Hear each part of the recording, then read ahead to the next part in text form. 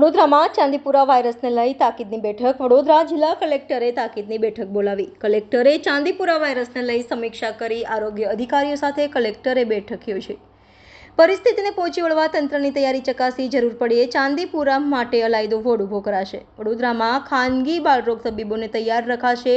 મોટી ખાનગી હોસ્પિટલોને પણ તૈયાર રહેવા સૂચના.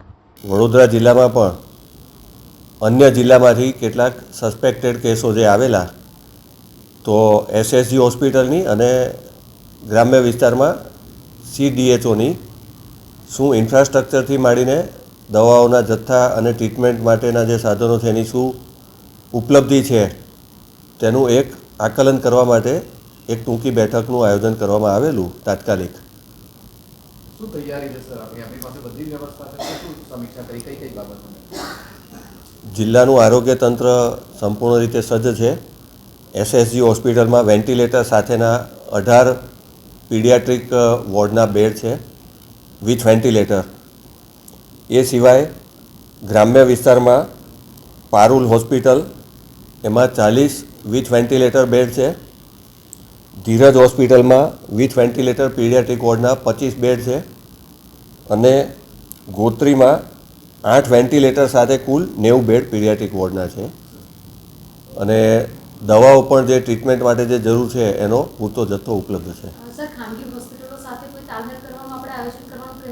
ખાનગી હોસ્પિટલો માટે પ્રથમ તબક્કામાં જો જરૂર પડે તો PM જય જેની સાથે એફિલિએટેડ છે એવી તમામ ખાનગી હોસ્પિટલોમાં પીડિયાટ્રિક વોર્ડના કેટલા બેડ છે વિથ અને વિધાઉટ વેન્ટિલેટર એની માહિતી તાત્કાલિક ઉપલબ્ધ કરવા અને આ તમામ હોસ્પિટલોને જરૂર પડે તો પેશન્ટને પીડિયાટ્રિક વોર્ડમાં ટ્રીટમેન્ટ આપવા માટે સૂચના આપવા માટે અમે જાણ કરી દીધી છે. અત્યાર સુધી શંકાસ્પદ ચાંદીપુરમના કેટલા કેસ સામે આવ્યા છે? એમાં મૃત્યુઆંક કેટલો છે અને દર્દી કેટલા સારવાર હેઠળ?